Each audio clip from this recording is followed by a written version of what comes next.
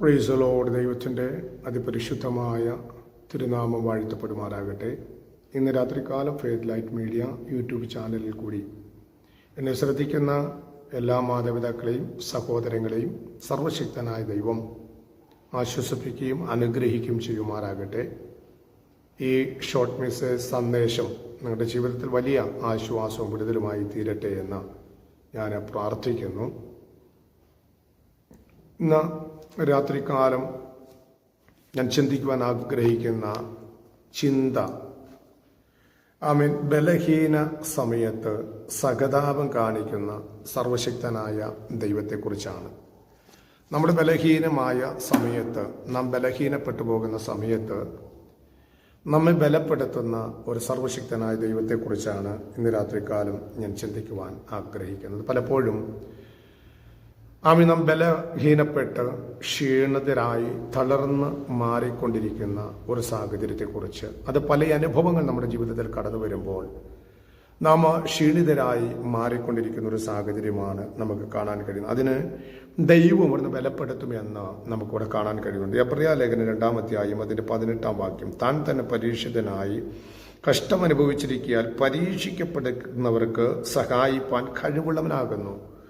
കർത്താവ് നമുക്ക് വേണ്ടി ഈ താഴ്ന്ന ലോകത്തിലേക്ക് ഇറങ്ങി വന്ന മാനവജാതികളുടെ ഇടയിൽ പാർത്ത് പീഡനങ്ങളും പ്രതികൂലങ്ങളും അനുഭവിച്ച് കുലമരത്തിൽ യാഗമായി തീർന്ന് സ്വർഗീയ മേഖലകളിൽ വാസം ചെയ്ത് നമുക്ക് വേണ്ടി പ്രവർത്തിക്കാമെന്ന് ഉത്തരമരളി, ഞാൻ ഇരിക്കുന്ന സ്ഥാനത്ത് നിങ്ങളെയും ഇരുത്തുമെന്ന് വാഗ്ദത്തം ചെയ്ത് മടങ്ങിപ്പോയ കർത്താവിൻ്റെ വാഗ്ദത്തം ഇങ്ങനെ പറയുന്നു, താൻ തന്നെ പരീക്ഷിതനായി കഷ്ടം അനുഭവിച്ചിരിക്കാൻ പരീക്ഷിക്കപ്പെടുന്നവർക്ക് സഹായിപ്പാൻ കഴിവുള്ളവനത്രേ. അപ്പോൾ പരീക്ഷിക്കപ്പെട്ട് പരാജയപ്പെട്ട് പല മേഖലകളിലും ക്ഷീണിതരായി മാറിക്കൊണ്ടിരിക്കുമ്പോൾ സർവശക്തനായ ദൈവം നമ്മോട് പറയുന്നു, ഞാൻ നിന്നെ ബലപ്പെടുത്തുവാൻ അല്ലെങ്കിൽ സഹായിപ്പാൻ കഴിവുള്ളവനാണ് എന്ന് ദൈവാത്മാവ് വ്യക്തമായി വെളിപ്പെടുത്തുന്നു. അവിടെ അതിന് പറയുന്നതിന് കാരണമുണ്ടാകും. ചിലർ പ്രതികൂല സാഹചര്യങ്ങൾ അനുഭവിച്ച് പീഡനങ്ങളും മനുഷ്യനായുള്ള പീഡനങ്ങൾ, മറ്റുള്ളവരാലുള്ള പീഡനങ്ങൾ, കുടുംബത്താലുള്ള പീഡനങ്ങൾ, സ്നേഹിക്കുന്നവരാലുള്ള പീഡനങ്ങൾ ഒക്കെ നാം അനുഭവിച്ചുകൊണ്ട് മുന്നോട്ട് പോകുമ്പോൾ ലോകപരമായ ജീവിതത്തിലേക്ക് കടന്നു പോകുവാൻ മനസ്സ് വെമ്പൽ കൊള്ളുമ്പോൾ സർവശക്തനായ ദൈവം വിളിച്ചു പറയുന്നു, കർത്താവ് നിന്നെ സഹായിപ്പാൻ ശക്തനാണ് എന്ന്. പലപ്പോഴും മുന്നോട്ട് കടന്നു പോകാൻ കഴിയാതെ ജീവിത മേഖലകളിൽ ഭാരങ്ങൾ അനുഭവിച്ച് ഇനി ഒരടി പോലും മുന്നോട്ട് വയ്ക്കാൻ കഴിയില്ല എന്ന് ചിന്തിച്ചിരിക്കുന്ന സാഹചര്യത്തിൽ സർവശക്തനായ ദൈവം പറയുന്നു, ഞാൻ നിന്നെ ബലപ്പെടുത്തുവാൻ തക്കവണ്ണമിടയായിത്തീരും.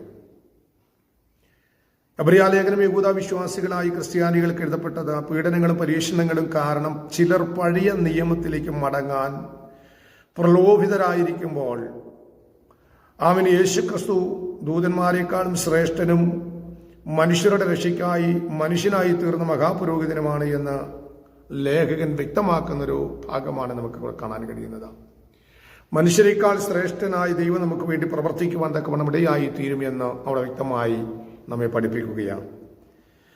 2-ാം അധ്യായത്തിന്റെ 14 മുതൽ 18 വരെയുള്ള വാക്യങ്ങളിൽ വായിക്കുമ്പോൾ യേശു നമ്മുടെ സ്വഭാവം സ്വീകരിച്ച മരണത്തിലൂടെ പിശാചിന്റെ അധികാരം തകർത്ത് മനുഷ്യരെ മരണഭയത്തിൽ നിന്ന് വിടുവിച്ചു. അതുകൊണ്ട് തന്നെ നമ്മുടെ ബലഹീനതകളും പരീക്ഷണങ്ങളും അവൻ അറിയുന്നു. അതിനാൽ 2:18 പറയുകയാണ്, പരീക്ഷിക്കപ്പെടുന്നവരെ സഹായിപ്പാൻ അവന് കഴിയും എന്ന് വ്യക്തമായി തൂതു വെളിപ്പെടുത്തുകയാണ്.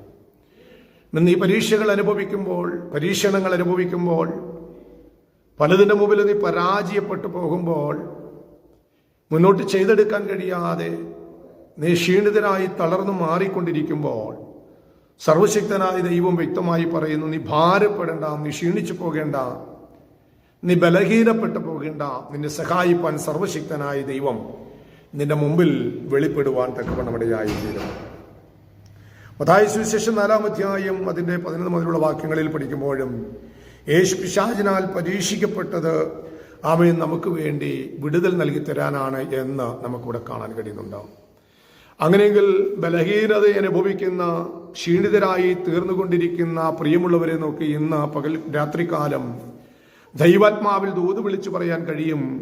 ബലഹീനതയിൽ ഭാരം അനുഭവിച്ചിരിക്കുന്ന പ്രിയമുള്ളവരെ, ആമേൻ, നിന്റെ ബലഹീനത എന്തുമായിക്കൊള്ളട്ടെ, ആമേൻ, അത് ഏത് സാഹചര്യത്തിലുള്ള ബലഹീനതയും ആയിക്കൊള്ളട്ടെ, സർവശക്തനായ ദൈവം വ്യക്തമായി ദൂത് വിളിച്ചു പറയുന്നു, ആമേൻ, നമ്മുടെ ബലഹീനതയിൽ നമ്മെ ബലപ്പെടുത്തുവാൻ കഴിവുള്ള ഒരേ ഒരുവൻ എന്ന് പറയുന്നത് അത് നമ്മൾ സർവശക്തനായ ദൈവമാണ്.